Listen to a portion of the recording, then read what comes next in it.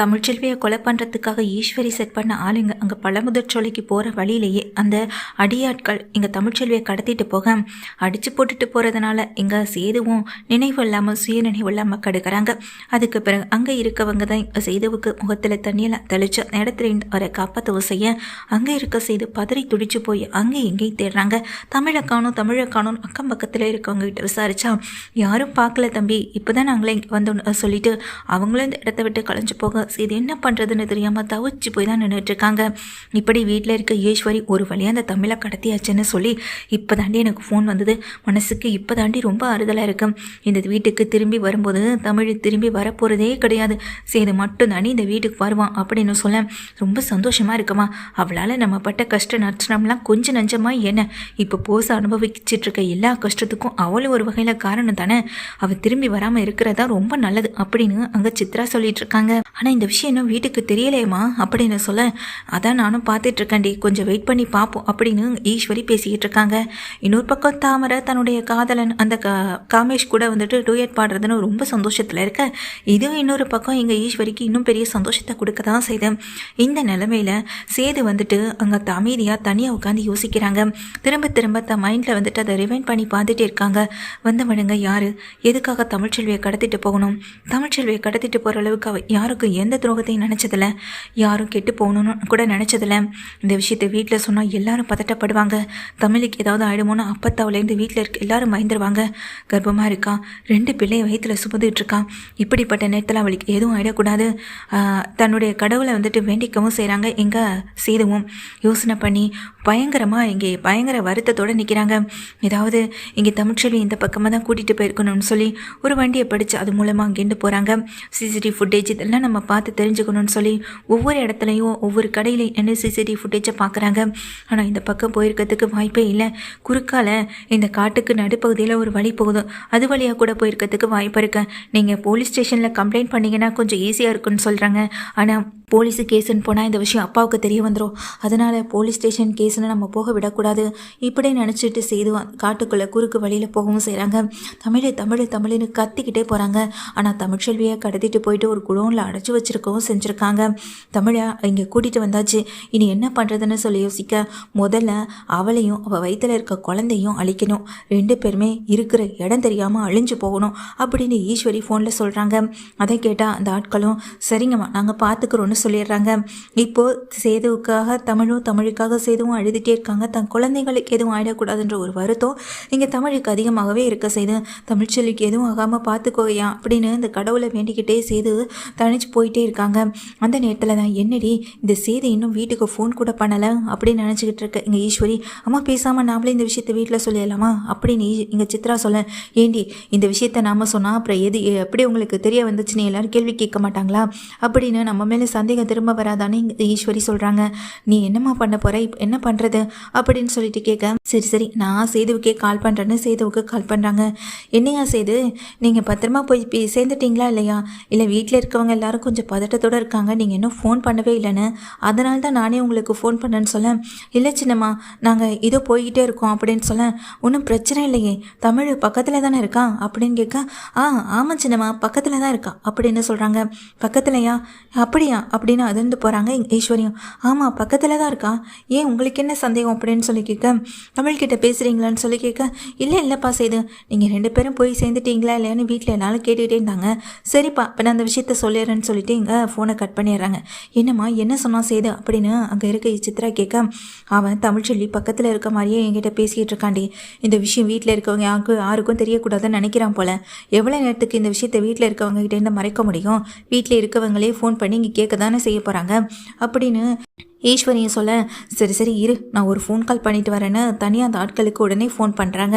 Phone பண்ணிவிட்டு தமிழ் எங்கே இருக்கா, நிஜமாகவே அவளை கடத்திட்டு வந்துட்டீங்களா இல்லையா அப்படின்னு சொல்லி கேட்க, இருக்கா உனக்கு வீடியோ காலே காட்டுறோன்னு வீடியோ கால் ஆன் பண்ணி காட்டவும் செய்ய, அப்போ தான் ஈஸ்வரிக்கு ரொம்ப நிம்மதியாகவும் சந்தோஷமாகவும் இருக்குது.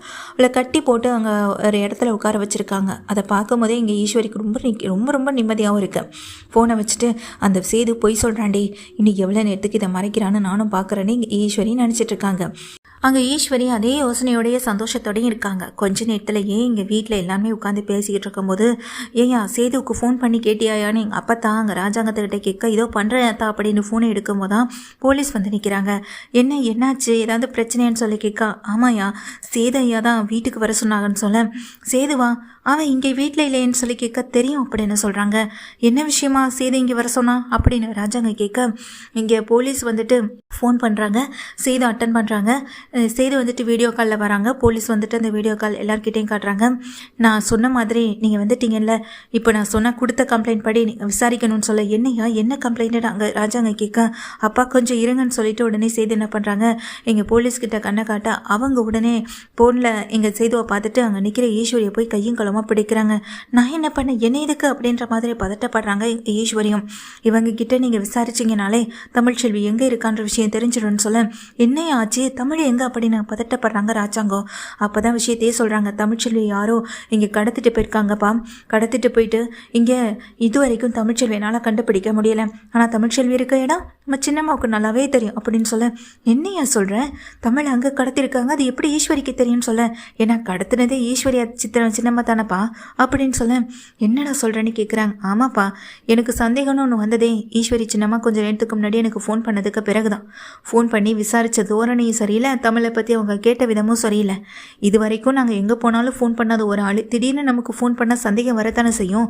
அதுவும் இப்படிப்பட்ட நேரத்தில் நமக்கு ஃபோன் பண்ணியிருக்கும் போது, அதுவும் பத்திரமா போய் சேர்த்துட்டிங்களான்னு இதே கேள்வியை 4 தடவை கேட்டால் அந்த சந்தேகம் தான்ப்பா எனக்கு உறுதிப்படுத்துனுச்சு. இதை பண்ணியிருக்கிறது வேறு யாருமே இருக்காது, இது சின்னம்மா மட்டும்தான் இருக்கணும்னு சொல்லும்போது ஈஸ்வரி அப்படியே கதிகலங்கி நிற்கிறாங்க. போலீஸ் வந்துட்டு இங்கே வாமா அப்படின்னு பிடிச்சி விசாரிக்கவும் செய்கிறாங்க. இல்லை எனக்கு எதுவுமே தெரியாதுன்னு சொல்ல, அடி வீட்டில் எல்லாருக்கும் முன்னாடியே போலீஸ் விசாரணையை தொடங்குறாங்க. அடிக்கவும் செய்கிறாங்க. நீங்கள் எப்படி அடித்து நீங்கள் உண்மையை வரவழைச்சு என் பொண்டாட்டியை கண்டுபிடிச்சி கொடுக்கணும்னு சொல்லிட்டு இங்கே செய்தியை கேட்டுகிட்டே நிற்க, ஒரு கட்டத்துக்கு மேலே வலி தாங்க முடியாதனாலையும் இங்கே சித்ராவுக்கும் அடி விழுறதுனாலையும் வேறு வழி இல்லாத 2 பேருமே தமிழ்ச்செல்வி அங்கே இருக்க ஒரு இடத்துல தான் இருக்கான் அப்படின்னு சொல்லிட்டு உடனே தன்னுடைய ஃபோனை எடுத்து ஃபோன் பண்ணுறாங்க. வீடியோ கால் பண்ண தமிழ்ச்செல்வி அதில் தெரிகிறத பார்த்ததும் இங்கே சேதுவால் அதை தாங்கிக்கவே முடியலை. சேது அதை பார்த்துட்டு கண் கலங்கி அழுகவும் ஆரம்பிக்கிறாங்க. தமிழ் அப்படின்னு சொல்லிட்டு அழுக, அங்கே இருக்க ஸ்டேஷனில் இருக்கவங்க பார்த்துப்பாங்க சார், இங்கே கவலைப்படாதீங்க, இந்நேரம் போலீஸ் ப்ரொடக்ஷன் மூலமாக அவங்க இருக்கிற இடத்த கண்டுபிடிச்சிருந்துருப்பாங்க அப்படின்னு சொல்லிட்டு இங்கே போலீஸும் அவங்கள கைது பண்ணி கூட்டிகிட்டு போகவும் செய்கிறாங்க. இங்கே சேது வந்து நேராக தமிழ்ச்செல்வியை பார்க்க ஓடுறாங்க. தமிழ் மயங்கிய நிலைமையில் இருக்க, ஒன்றும் பிரச்சனை இல்லை சார் அப்படின்னு ஹாஸ்பிட்டலில் சொல்கிறாங்க. கொஞ்சம் நேரத்தில் தமிழ் கண்மொழிக்கு. அதுக்கு பிறகு தமிழ்ச்செல்வி போய் பார்க்குற செய்து கண்கலைங்க அழுகவும் செய்ய, உனக்கு குழந்தைக்கு ஏதாவது ஆயிடுமோ, நான் ரொம்ப பயந்துட்டேன் தமிழ் அப்படின்னு சொல்ல, யாருங்க இப்படி பண்ணதுன்னு சொல்லி கேட்க, வேறு யார் நம்ம வீட்டில் இருக்க நம்ம சின்னம்மா தான் அப்படின்னு சொல்ல, ஈஸ்வரி அம்மாவா அப்படின்னு கேட்குறாங்க. அவங்களே தான் அப்படின்னு சொல்லிட்டு இங்கே தமிழ் சொல்கிறாங்க. இதை கேட்டதும் அவங்களே தான் அப்படின்னு சொல்லிட்டு சேது சொல்கிறாங்க. இதை கேட்ட தமிழ்ச்செல்வியால் தாங்கிக்கவும் முடியலை, ஏற்றுக்கவும் முடியலை. அவங்க ஏன் இப்படி பண்ணாங்கன்ற கேள்வி மட்டும்தான் இங்கே தமிழ்ச்செல்விக்குள்ளே ஓடவும் செய்தும்.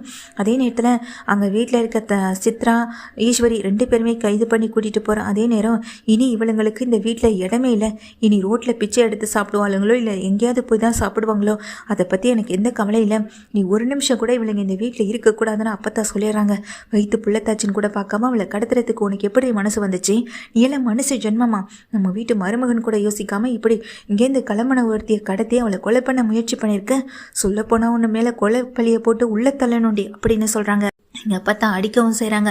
போலீஸ் கைது பண்ணி இழுத்துட்டு போகிறாங்க. அதுக்கு உடனே அப்பா தான் சொல்கிறாங்க, இவளுங்களெல்லாம் ஜீப்பில் அழைச்சிட்டு போகாதீங்க, இவளுங்க 2 பேரையும் நடு ரோட்டில் நடக்க வச்சு அழைச்சிட்டு போங்க, அதுதான் இவளுங்களுக்கு கொடுக்குற தண்டனையாகவும் இருக்கும் அப்படின்னு சொல்ல, இதை பார்த்துட்டு ஈஸ்வரியும் சித்ராவும் அழுதுகிட்டு நிற்க, இதுங்களுக்கெல்லாம் தேவைதான் அப்படின்னு அங்கே நிற்கிற அந்த சௌத்ரியும் தாமரையும் நினைக்கிறாங்க. ராஜாங்கம் உனக்கு பிரச்சனை இல்லையாப்பான்னு சொல்ல, இவங்க திருந்துவாங்க நாமளும் நினச்சிக்கிட்டே தான் இருக்கோம்மா, இதனால என் மானமே போனாலும் பரவாயில்ல, ஆனால் இவங்க 2 பேரையும் நீங்கள் நடக்க விட்டு தான் அழைச்சிட்டு போகணும் அப்படின்னு சொல்ல, போலீஸ் இங்கே வந்துட்டு ராஜாங்கம் சொன்னதை கேட்டு அந்த ஈஸ்வரி சித்ரா 2 பேருமே தெருவில் நடக்க விட்டு தான் எங்கள் ஸ்டேஷன் வரையும் கூட்டிகிட்டு போகிறாங்க. கைது பண்ணி அந்த அவமானம் அவங்கள ரொம்ப கூனி குறுக வைக்கவும் செய்து, தமிழ் நல்லா இருக்கான்ற செய்தி வீட்டுக்கு வந்ததுக்கு பிறகு தான் வீட்டில் இருக்க எல்லாருமே அதை கேட்டு ரொம்ப சந்தோஷப்படுறாங்க. அப்போ தான் சீக்கிரமாக வீடு வந்து சரியா செய்து தமிழை பத்திரமா கூட்டிகிட்டு வாயான்னு சொல்லிட்டு ரொம்ப கவலையோடு காத்துக்கிட்டு இருக்காங்க எங்கள் தமிழ்ச்செல்விக்காகவும் சேதுக்காகவும் அந்த ஒட்டுமொத்த குடும்பமுமே.